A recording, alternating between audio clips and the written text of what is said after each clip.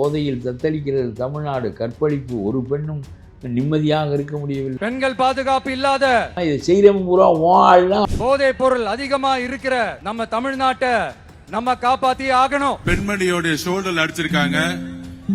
திமுகவுடைய இந்த சதி திட்டத்திற்கு நாங்கள் குரல் கொடுப்போம். தீய சக்திகளுக்கான சப்ளையர் விஜய்ங்கிறாங்க. இவருக்கு என்ன அரசியல் தெரியும்?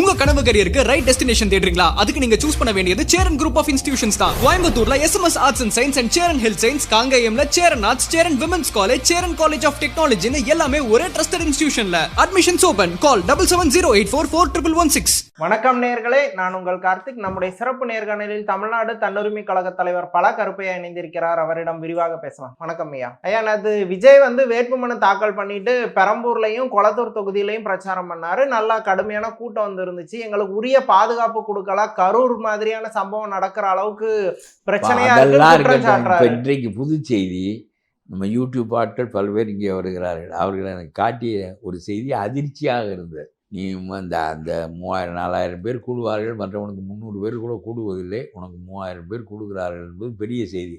ஆனால் வாக்காளர்களின் எண்ணிக்கை 2.5 லட்சம் குறைஞ்சது. அதனால் இந்த 3000 பேர் கத்துவதெல்லாம் போதுமானதில்லை. அது ஒரு பக்கம் கிடக்கட்டும். நீ நிறுத்தி வைத்திருக்கிற ஆளில் 50% பேர் கொலை செய்தவன், A1 அக்யூஸ்டாக இருக்கிறவன், கஞ்சா விற்றவன், போன வாரம் வரையிலும் சிறையில் இருந்தவன் என்று சொல்லி பாதி பேர் இது மாதிரி நிறுத்தி வைத்திருக்கிறீர்கள் என்று உங்களுடைய கட்சிக்காரர்களே கலகம் செய்கிறார்கள். இந்த செய்திகளை ஆதாரத்தோடு எடுத்து போடுகிறார்கள். சும்மா இல்லை. அவன் எப்போ கோர்ட்லேருந்து வந்தான், எப்போ A1 குற்றவாளியாக இருந்தான், எந்த வழக்கில் இருந்தான், எப்போ சிறையிலிருந்து வந்தான், என்ன கொலை செய்தான், எந்த பெண்ணை கற்பழித்தான், எல்லா விவரமும் அவர்கள் சொல்லுகிறார்கள். இந்த மாதிரி ஒரு வேட்பாளர் பட்டியலை தயாரித்து கொண்டு தூய ஆட்சியை நான் தருகிறேன், தீய சக்தியிடமிருந்து மீட்கிறேன் என்றால், அதாவது சாராயம் பெருக்கெடுத்து ஓடுகிறது, போதையில் தத்தளிக்கிறது தமிழ்நாடு, கற்பழிப்பு, ஒரு பெண்ணும் நிம்மதியாக இருக்க முடியவில்லை, அமைதியாக பாதுகாப்பாக இருக்க முடியவில்லை என்று சொன்னால், இதை செய்கிறவன் பூரா வாழலாம். அப்புறம் எப்படி இதுக்கு என்ன ஸ்டாலின் பொறுப்பு? செய்கிறவன் பூரா கற்பழிக்கிறவன், கஞ்சா விற்கிறவன், அப்புறம் கொலை செய்கிறவன், பல தப்பு தண்டாக்கள் செய்கின்றவன், செய்து விட்டு உள்ளே போயிட்டு வந்தவன் எல்லாம் கேண்டிடேட்டாக இருக்கலாமா? 1-2 பேர் உள்ள இல்லை, பல பேர் கேண்டிடேட். இதை பூரா எடுத்து போட்டு காட்டுகிறார்கள். ஆகவே அப்புறம் இதுக்கு தீய சக்தியில் ஆள் வழங்குறது விஜய், அது ஆட்சியில் கண்டுக்காமல் இருக்கிறது அவர். அதுக்கு அவருக்கு ஒரு பயன் இருக்குது. இப்போ உங்களுக்கு ஒரு பயன் இருக்கான்னு கேட்குறேன். இந்த மாதிரி ஒரு முட்டாள்தனமான கேண்டிடேட்டுகளை எல்லா கட்சிகள்லையுமே இந்த மாதிரி குற்ற பின்னணி உள்ளவங்க கேண்டிடேட்டா இருக்கிறாங்க. அது வெளியே வரும்ல. நம்ம நீ தான் சொல்லிட்டிய தூய பதவி பிரமாணமெல்லாம் எடுத்துக்கிறிய.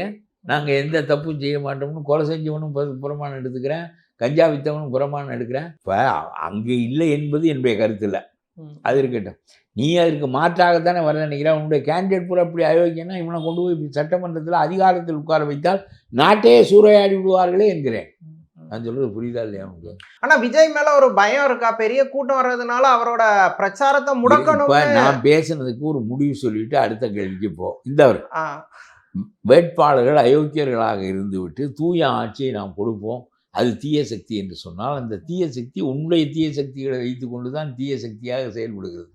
ஆனா அவர் என்ன சொல்றாருன்னா, என் ஆட்சி தூய ஆட்சியா இருக்கும், எந்தவித இதுவுமே இருக்காது. சரி, அது நியாயமானது. ஆனால் உன்னுடைய அதிகாரத்தின் கைகள் யாரு? உன்னுடைய எம்எல்ஏக்கள். அவன் பூரா கொலை செய்கிறவன், கற்பழிக்கிறவன், கஞ்சா விற்கிறவன்னா உன்னுடைய அதிகாரத்தின் கைகள் அவர்கள் தான். அதை வெட்டி விடுவாயா என்று கேட்கிறேன். இல்ல அவங்கள ஒரு கட்டுப்பாடா வச்சிருப்பாரா அப்படி புரிஞ்சுக்கலாமா? பேசுறீங்க இல்ல அப்படி உனக்கே உன் மேல இல்ல. இப்ப பாஜக சார் இது இப்ப இந்திய அரசியலோ இல்ல தமிழ்நாடு அரசியலோ அந்த மாதிரிதான் இருக்கு. நான் சொல்றேன், அப்ப சொல்லு, இந்திய அரசியலும் மோசமா இருக்கு, என் பங்குக்கு நானும் கொஞ்சம் மோசம் பண்ணுவேன், கொஞ்சம் மோசமான ஆட்களை தான் வைத்திருப்பேன், என் பங்குக்கு நான் செய்கிறேன்னு சொல்ல வேண்டியதானே? இல்லை, எதிரிகள் எப்படி இருக்காங்களோ அவங்களுக்கு அவங்க அது என்ன எதிரி கையில் என்ன ஆயுதம் இருக்கோ அந்த ஆயுதத்தை தானே நம்மளும். அதனால நானும் பாதி அயோக்கியனை வைத்திருக்கிறேன்னு சொல்லு, எனக்கு புரியும். நான் தப்பாட்டு சொல்ல மாட்டேன். அவற்றை என்ன சக்திகள் எல்லாம் இருக்கிறார்களோ அதே அயோக்கிய சக்திகளில் பாதி என்னிடம் இருக்கிறார்கள். அவர்களை நான் ஏன் வேட்பாளராக வைத்திருக்கிறேன்? அவர்களை சட்டமன்றத்தை சந்திப்பதற்காகத்தான். ஆகவே எதிரிகள் தான் நான் எடுக்க வேண்டிய ஆயுதங்களை தீர்மானிக்கிறார்கள். எதிரிகள் தான் என்னுடைய வேட்பாளர்களை தீர்மானிக்கிறார்கள். அவர்களை இப்பொழுதுதான் புலச்சிறையிலிருந்து நான் இறக்குமதி செய்திருக்கேன் சொல்லு. இல்ல அத மக்கள் வந்து செய்தி மூலமாவோ இல்ல உங்களை மாதிரி இன்னும் விட மாட்டேங்கிறீ நீ சொல்லப்பா தெளிவா. இல்ல சார் அதை நான் ஆனா உனக்கு தெரியுது இவர்கள் வேட்பாளர் உன்னுடைய அதிகார கை யார்? எம்எல்ஏக்கள் தான். எம்எல்ஏக்கள் மீது தான் நீ முதலமைச்சராகிற. நீனாவெல்லாம் முதலமைச்சராக முடியாது. எம்எல்ஏக்கள் வாக்களித்து தான் முதலமைச்சராக. அந்த எம்எல்ஏ பூரா அயோக்கியம், 1ஆம் நம்பர் போதை ஆளு, 1ஆம் நம்பர் கற்பழிக்கிறவன், 1ஆம் நம்பர் கொலைகாரன்னா என்ன செய்வா நீ? இதுக்கு எதுக்கு நீ ஸ்டாலினை திட்டுற? ஸ்டாலின் வந்து இவர்களெல்லாம் அனுமதிக்கிறார். இதுக்கு ஸ்டாலினை திட்டுற? செய்கிறவனே நம்மால் தானே நீ சொல்ல மாட்டேங்கிறியே. எனக்கு அரண்டு போச்சு காலையில் இதெல்லாம் இந்த யூடியூப்ல பார்த்து. அவங்க சைட்ல கேட்கும்போது எல்லா கட்சியும் இந்த மாதிரியான வேட்பாளர்களா நியமிக்கிறாங்க. அதைத்தான் அவங்களுக்கு ஈக்குவலா நாங்க எப்படி களத்துல போட்டிடுறது? அப்ப எங்களுக்கு சில ஆட்கள் தேவைப்படுறதா சொல்றேன். நீ கேட்குற கேள்வியிலிருந்து நம்ம கேள்வியை உண்டாயிக்கும். ஆகவே எல்லாரும் அப்படிதான் இருக்கிறார்கள். அப்படி இருந்தால் தான் வெற்றி பெற முடியும். ஆகவே நானும் அப்படி ஆள்களை வைத்திருக்கிறேன் அப்படின்னு சொல்லு. எனக்கு புரியுங்கிறேன். நாங்கள் முடிவு எடுத்துக்கிறோம். அதே மாதிரி ஆட்களை நானும் வைத்திருக்கிறேன். ஏனென்றால் அதே ஆயுதங்கள் என்னிடம் இருந்தால் தான் வெற்றி பெற முடியும். ஆக இது பிராக்டிக்கல் பாலிடிக்ஸ். சொல்லு. ஓப்பனா சொல்ல முடியாது. ஏன் சொல்ல முடியாது? அப்புறம் ஸ்டாலின் சொல்ல மாட்டார்ல, நீ அவரை தீய சக்திங்கிற, அவன் ஒன்றும் தீய சக்தி தான். தீய சக்திக்கு சப்ளையரே விஜய் தாங்கிறாங்க. புரியுதா? தீய சக்திகளுக்கான சப்ளையர் விஜய்ங்கிறாங்க. இப்போவாது மாத்துன்னு சொல்றேன். நான் நல்ல யோசனை சொல்றேன். இந்த 50 பேருக்கும் சின்னம் கொடுக்காத, வேற 50 பேரை போடு. இல்லைன்னா இவனை ஒரு மாத்திக்கு கேமரா எடுக்க வேண்டாம், போட அந்த கட்சியில் வேட்பாளரான்னு சொல்லு. அப்படிதான் பிற கட்சிகள்ல இருந்து கிடைச்ச ஆட்களை தான் அவங்க வச்சிருக்கிறாங்க. அவங்களுக்குன்னு தனியா. இது உனக்கு பெருமையா இருக்கா? எனக்கு கூட்டம் கொடுது. இந்த கூட்டம் கொடுறத தவிர வேற எதையாவது உனக்கு சொல்ல தெரியாது. நீ பஸ்ஸு பொம்பளைகளுக்கு பூரா தமிழ்நாடு பூரா இலவசமாக கொடுக்குறேன்னு சொல்லி பஸ் கம்பெனியே 10 நாளில் மூட வேண்டியதான். டிரைவருக்கு எப்படி சம்பளம் கொடுப்பேன்? பஸ்ஸுக்கு வாங்கின கடனை எப்படி கட்டுவேன்? இல்லை, அதுக்கான செயல் திட்டங்கள்லாம் இல்லாமே அவங்க இந்த அறிவிப்பை கொடுத்துருப்பாங்க. அதுதான் கேட்குறேன். என்ன திட்டம்னு சொல்லிடு, எங்களுக்கு புரியும். நீ பாட்டுக்கு வந்து எங்களை நடக்க விட்டீங்கன்னா பஸ்ஸு பூரா நின்று போயிடுவாங்க. டிரைவர் சம்பளம் தள்ளியுமா? ஏன்னா டிக்கெட் கிடையாது, டீசல் போட மாட்டேன், ஏன்னா அதுக்கு பணம் கிடையாது. அப்புறம் நீ தவணை கட்ட மாட்டேன், புதுசாக லேலேருந்து பஸ்ஸு தர மாட்டேன். வெளிப்படையாக சொல்லு. இல்லை, அது ஆட்சிக்கு வரும்போது அதிகாரிகளோட கலந்து ஆலோசிச்சு என்ன இப்பவே சொல்லு எனக்கு. அது எப்படி கலந்து? இப்ப எல்லாம் பஸ்ஸுக்கு காசே வாங்காம தமிழ்நாடு முழுவதும் பஸ் ஓட்டுனா எப்படி பஸ் ஓடும்னு மட்டும் சொல்லு. உனக்கு ஓட்டு கண்டிப்பா நான் போடுறேன். இல்ல, இப்ப எடப்பாடி 10,000 ரூபாய் தருவேன், ஃப்ரிட்ஜ் தருவேன்னு சொல்லி இருக்காரு. அது அவர் எப்படி தருவார்? நான் சொல்லுவேன் 10,000 கொடுக்கலாம், கவர்மெண்ட் கவுந்து போகாது. நீ வச்சிருக்க பஸ்ஸு 48,000 கோடி கடனில் இருக்குது. 19,000 பஸ்ஸை ஓட்டணும். இலவசமாக ஓட்டினா எப்படி ஓட்டு வாங்கிறதுக்கு மட்டும் பதில் சொல்லு. நீ தவணை கட்ட முடியாது, டிக்கெட் உனக்கு வராது, டீசலுக்கு பணம் கிடையாது, டிரைவருக்கு சம்பளம் கொடுக்குறதுக்கு பணம் கிடையாது, எதுவுமே கிடையாது. இப்போ நீ இந்த பஸ்ஸை பூரா ஓட்டணும், டீசல் அவன் சும்மா ஓடணும், லேலண்டுக்காரன் பஸ்ஸை நீ சும்மா உனக்கு தரணும், வங்கிகள் மேல இருக்க கடன் எல்லாம் தீர்த்துக்கணும், எல்லாம் செய்யணும்ல. சொல்லு, எப்படி முடியும்னு சொல்லு. அது அரசு பிற வருமானத்துல இருந்து இந்த இதுக்கு அலோகேட் பண்ற மாதிரி இருக்கும். அப்படிதான் செயல்படுத்த முடியும். அவ்வளவுதான், அதோட முடிஞ்சு. இப்பவே 3 லட்சம் கோடி தான் உனக்கு வருமானம் நம்முடைய அரசுக்கு. 2.25 3 லட்சம் கோடி. 80,000 கோடி இப்பொழுதே வட்டி கட்ட வேண்டும். நீ உண்டாக்குன கடன் 50 வருஷமா அவர்கள் உண்டாக்குன கடனுக்கு சமமான கடனை 5 வருஷத்துல உண்டாக்குனேன். சரி, இப்போ 80,000 வட்டி கட்டணும். அசலுக்கு 20% கட்டிக்கணும், கொஞ்சம் கொஞ்சம் கட்டணும். 40,000 கோடி கட்டணும். 1,20,000 கோடியை நீ எடுத்துட்டீங்கன்னா நம்முடைய வருமானத்தில் 2.25 லட்சம் கோடியில் அப்புறம் ஒரு பகுதியை சம்பளம் கொடுப்போம். 3ல் ஒரு பகுதி சம்பளம், 3ல் ஒரு பகுதிக்கு மேலே நட்டம், அரை பங்கு நட்டம், ஒரு பங்கு சம்பளம். அப்புறம் மீதி எப்படி ரோடு போடுவேன், மற்றதெல்லாம் என்ன செய்வேன், எப்படி முடியும் என்று சொல்லு. கண்டிப்பாக நீ இந்த மாதிரி வசதியே உன்னால் இதே வருமானத்துக்குள்ளே செய்து தர முடியும் என்றால் உனக்கு 10 தடவை அதே சின்னத்தில் ஓட்டு போடுறேன். இல்லையா, இப்போ அந்த கடனோ இதுவோ உருவாக்குனது தேவைக்கவோ விஜயோ கிடையாது. அது அதிமுகவோ திமுகவோ இல்லை காங்கிரஸோ பிஜேபியோ உருவாக்கு. ஒரு அரசாங்கம் உண்டாக்குன கடன் அடுத்த அரசாங்கத்தை சாரும். அது இல்லைன்னு சட்டப்படி தள்ள முடியாது. இவங்க உண்டாக்கிட்டாங்க. அதுக்கப்புறம் நீ இப்போ உண்டாக்க போகிற கடன் எவ்வளவு? அவங்க அவன் 50 வருஷமாக 5 லட்சம் கோடி கடன் உண்டாக்குனேன். எடப்பாடி வரையிலும் 75 வருஷமாக 5 வருஷத்தில் 5 லட்சம் கோடி உண்டாக்குனாரு. நீ முதல்ல 10 லட்சம் கோடி கடனை உண்டாக்குறாயின்னு வச்சுக்குவோம். உனக்கு கடன் தர்றதுக்கே ஆள் இருக்க மாட்டான். ஏன்னா இப்போவே அவங்க விளிம்பில் நிற்கிறாங்க. 3% உன்னுடைய ஜிஎஸ்டி வருமானத்தில் 3% தான் கடன் வாங்கலாம். இப்போ 3% வாங்கிட்டாங்க. உனக்கு புதுசாக கடன் வாங்க முடியாது. கடனை கட்ட முடிஞ்சால் கட்டு, கட்டாட்டினா ஓடு.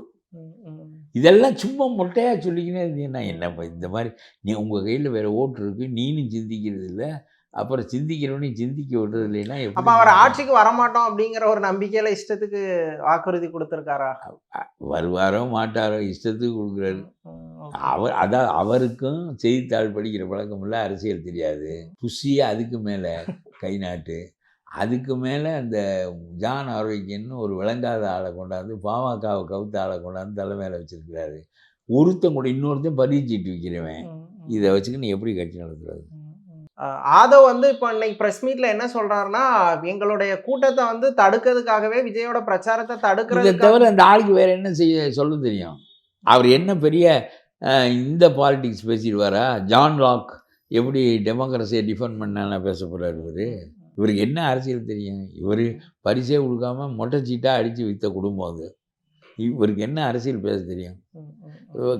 ரஜினியை பேசிட்டு ரஜினி கிளம்பி வந்தாருன்னா என்ன ஆகுதுன்னு விடவெடுத்து போயிட்டாங்க.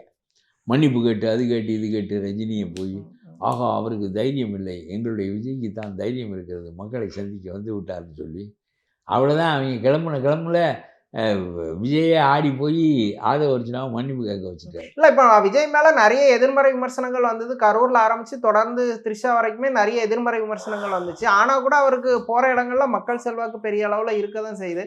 அப்போ அவர் மேலே வந்த அவதூறுகள் எதையுமே மக்கள் கன்சிடர் பண்ணலாம் அப்படின்னு புரிஞ்சுக்கலாம். இவர் இதை நேரடியாக கொலையே செய்தாலும் சினிமா பார்க்குறக்கு ஆள் கூடுவேன். இந்த கூட்டமெல்லாம் கேரிஸ்மா காரணமாக கூடுற கூட்டமெல்லாம் எப்பவும் கூடிக்கினே இருக்கும். அதெல்லாம் இப்போ பிரச்சனை இல்லை. நீ ஒரு 3000-4000 பேர் கூடுறது உனக்கு பெரிய விஷயம். ஏன்னா 300 பேரை கூட்டுறதுக்கே மற்றவனால் முடியலை. சரியா? இது ஒன்றே நீ வெற்றி பெற போதுமானதில்லை. 2.5 லட்சம் வாக்குகள் இருக்கிற இடத்துல உனக்கு 3000-5000 பேர் கூடுவதனால ஏற்படுற பலன் ஒன்றுமே கிடையாது. அது ஓட்டாக கன்வெர்ட் ஆகாது. கன்வெர்ட் ஆனாலும் வெற்றி பெற அளவுக்கு கன்வெர்ட் ஆகாதுன்னு சொல்கிறீங்களா? கண்டிப்பாக யாரும் உன்னை பொருட்படுத்தவே மாட்டாங்க. உன்னை சீமானையெல்லாம் பொருட்படுத்தி என்ன செய்யுது? உன்னை சீமானையெல்லாம் பொருட்படுத்தவே மாட்டாங்க. ஆனால் அவர் இப்போ காவல்துறை மேலே வைக்கிற குற்றச்சாட்டில் எதுவும் அர்த்தம் இருக்கா? இல்லை அவர் வந்து தேவையில்லாமல் அந்த குற்றச்சாட்டை சொல்லி பிரச்சாரத்துக்கு வராமல் தவிர்க்கிறதுக்காக அவர் பண்ணுறாரா? அவர் விழிஞ்சாந்திச்சா 2 பேசுவார். ஒன்று போலீஸ்காரர்கள் என்னை செயல்பட விடாமல் தடுக்கிறார்கள்னு பேசுவார். இன்னொன்று என்ன பேசுவார்னா, ஸ்டாலின் சாருக்கு எனக்கு தான் போட்டி, நான் தான் தமிழ்நாடு தான் நான், இந்த மாதிரி விஷயமா பேசிக்கிட்டு இருப்பார். நான் சொல்கிறேன் ஸ்டாலின் சாருக்கு எனக்கும் போயிடு, திமுகவுக்கும் டிவிக்கும் போட்டின்னு சொல்லக்கூடாது. அது அவருக்கு நான் தான் 2வது எதிரின்னு சொல்லக்கூடாது. எனக்கு ஸ்டாலின் என்னோட போட்டி போடுவது தான் ஸ்டாலினுடைய நோக்கம். மற்றவர்கள் யாரும் அவருக்கு கண்ணுக்கு தெரியுது. மாற்றி சொல்லுங்கள், பெருமையாக இருக்கும். ஸ்டாலினுக்கு என்னோட தான் போட்டி போடுவார். நான் அவரோட போட்டி போடுறேன்னு சொல்லாத, ஸ்டாலின் என்னோட போட்டி போடுறான்னு சொல்லலாம். சொல்கிறது புரியுதா? நான் ஸ்டாலினோட போட்டி போடல, ஸ்டாலின் தான் என்னோட போட்டி போடுறாரு. மக்கள் என்ன தேர்ந்தெடுத்துட்டாங்க. நான் தான் மாமச்சீர் தரேன்ட்டேன், அண்ணஞ்சீர் தரேன்ட்டேன், எல்லாம் தரேன்ட்டேன். ஏன்னா கிடக்கிற மண்ணிலேருந்து அள்ளி கொடுக்க போகிறோம் அவங்க எல்லாருக்கும். நமக்கு என்ன முடை, கடலில் மணல் குறைய போகுதா, நம்ம அள்ளி கொடுக்கறது குறைய போகுதா? நான்லாம் ஒரு கட்சி தலைவர்னு வர முடியுது பாருங்கள், வரலாம். அவரை நீங்கள் இவ்வளோ வீக்காக எஸ்டிமேட் பண்ணுறீங்க. நான் அவரை இப்போ நீங்கள் சொன்ன விஷயந்தான் நேற்று பேசும்போது எல்லாரும் 4 முனை போட்டின்னு சொல்கிறாங்க. அதெல்லாம் கிடையவே கிடையாது. இங்கே களத்தில் 2 பேர் தான், டிவிகே வெஸ் டிஎம்கே அப்படிங்கிற ஒரு விஷயத்த திரும்ப திரும்ப பதிவு பண்ணுறாரு. அதில் ஒன்று அவரை டிஎம்கேக்கு போட்டியாக இது. ஆனால் 60 கேண்டிடேட்டை குற்றவாளியாக வச்சுக்கணும், கொலைகாரனாக வச்சுக்கணும், களவாடுறவனாக வச்சுக்கணும், ரவுடியாக வச்சுக்கணும். இந்த கருத்தை அவரால் சொல்ல முடியுது பாரு. வியப்பா இல்லை? இல்லை, நீங்கள் குற்ற பின்னணி கேண்டிடேட்டை வச்சுன்னா அப்போ எல்லா கட்சியும் அதுக்கு பொருந்தும். ஏடிஎம்கேவை இது மூலமாக ஈஸியாக அண்டர் எஸ்டிமேட் பண்ணிடுறாங்களா? அண்டர் எஸ்டிமேட் பண்ணலாம் விட்டுட்டேன். முதல்ல சொன்னாங்க டெல்லியில் தான் எல்லாம் தீர்மானமாகிறது, விடிந்தால் எழுந்தால் டெல்லி ஃப்ளைட்டை பிடிப்பதற்கே எடப்பாடிக்கு நேரம் சரியாக இருக்கிறதுன்னு சொன்னவர், கடைசியில் எனக்கு அந்த சீட்டை தரல, இந்த சீட்டை தரல, அந்த தொகுதியை அலறாங்க, அறுத்து விட்ட எதுவோ மாதிரி ஒவ்வொருத்தனும். கடைசியில் அமித்ஷாவை ஏதாவது பார்த்து கற்று கொடுங்கய்யா என்று சொல்லுகிற நிலைமை கொண்டாந்துட்டாரு எடப்பாடி. 27 இடம் வாசன் கட்சிக்கு நீ கொடுத்துக்க, அப்புறம் இன்னொரு கட்சி என்ன அதுக்கு நீனே கொடுத்துக்க.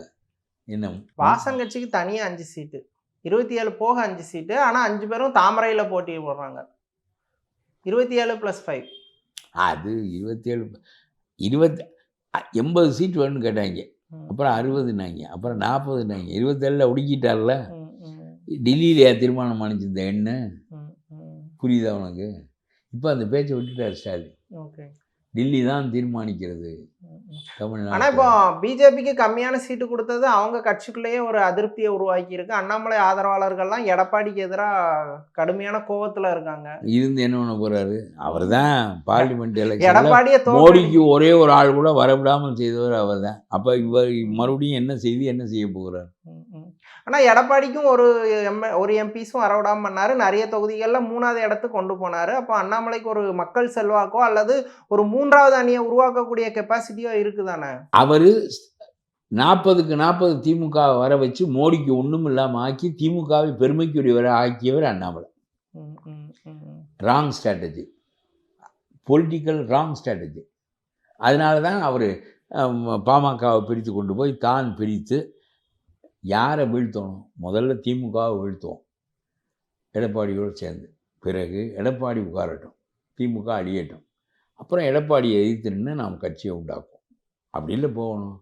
இவர் எது தீய மனிதனோ, எவன் ஒழிக்கப்பட வேண்டியவனோ, எவனை நோக்கி காலமெல்லாம் விமர்சனங்களை வீசினோமோ அவனை ஒழிக்கலை, இவர் ஒழிக்க கிளம்பினார். அதனால மோடிக்கு ஒரு இடம் கூட கிடைக்காம போச்சு. அதனால தான் அண்ணாமலை வீட்டுக்கு போச்சு. இல்லை, அவரும் டிஎம்கே வெஸ் பிஜேபின்னு களத்தை செட் பண்ணலாம் அப்படிங்கிற ஒரு ஸ்ட்ராட்டஜியோட. ஏன்பா திமுகவோட களத்தில் பேசாமல், அவரை எதிர்த்து பேசாமல் ஓபிஎஸ் மாதிரி அதுக்குள்ளே ஜோதியில் கலக்கிறதா? அவர் டிஎம்கேவை அக்ரெசிவாக அட்டாக் பண்ண தானே சார் செஞ்சார். இப்போ அவர் புரியல. பி டீமா இருக்கிறவன் தான் திமுகவை அட்டாக் பண்ணுவேன்.